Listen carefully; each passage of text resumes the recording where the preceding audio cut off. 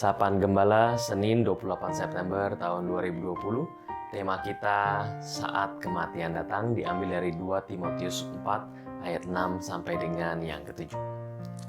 Dalam beberapa hari belakangan, ada beberapa pesan di WhatsApp saya yang berisikan tentang kabar duka. Sebuah kabar yang tentu sangat berat, terkhususnya bagi pihak yang mengalami situasi duka. Pada saat kita mengalami situasi duka di mana orang yang kita sayangi harus pergi untuk selama-lamanya, maka kematian seakan menjadi pemisah antara diri kita dengan orang yang kita sayangi.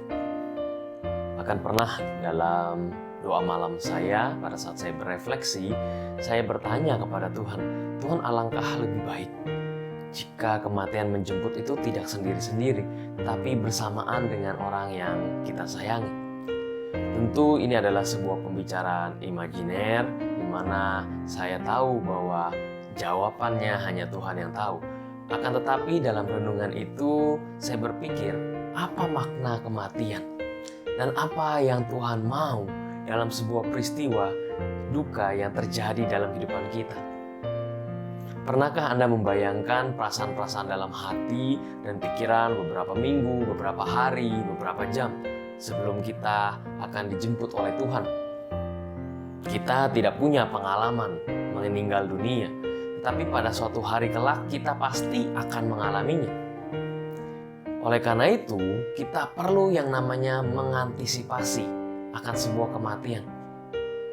Dan kita perlu mempersiapkan hal itu. Lalu mungkin ada orang yang bertanya, ya ngapain sih dipersiapkan? Kalau emang udah waktunya mati, ya mati. Atau mungkin orang lain yang berkata, saya tidak perlu menyiapkan kematian. Kapan Tuhan panggil, saya siap. Kedua ucapan itu menunjukkan sikap yang seringkali jangan-jangan mengecilkan sebuah peristiwa kematian. Padahal kematian mengubah seluruh keberadaan kita. Kita dicabut dari dunia ini lalu ditaruh di dunia yang lain. Oleh karena itu, pelbagai perasaan, pikiran akan muncul dan saling bercampur dalam diri kita pada hari-hari dan jam-jam terakhir kita. Banyak orang tidak mampu mengolah perasaan dan pikiran itu sehingga hari-hari terakhirnya seperti merupakan sebuah krisis ketegangan dan kecemasan. Selain itu juga, kita harus mempersiapkan juga kehilangan orang yang kita kasihi, siap atau tidak siap. Oleh karena itu, umat yang terkasih dalam Yesus Kristus, sejak sekarang, selagi kita masih bugar, kita mulai memperhitungkan dan mengolah perasaan dan pikiran kita. Dengan kata lain, mulai menyiapkan diri kita untuk menghadapi segala kematian ataupun juga kehilangan orang yang kita sayangi.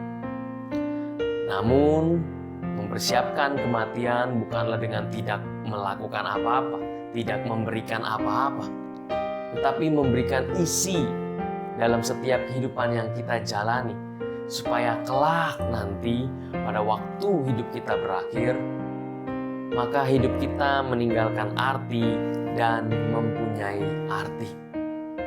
Sama seperti yang dikatakan oleh Paulus, aku telah mengakhiri pertandingan yang baik. Aku telah mencapai garis akhir dan aku telah memelihara iman. Ini jugalah yang harus kita lakukan dalam kehidupan kita. Mengakhiri pertandingan ini dengan baik. Dengan cara tetap memelihara iman dan teguh kepada Tuhan. Tuhan memberkati kita.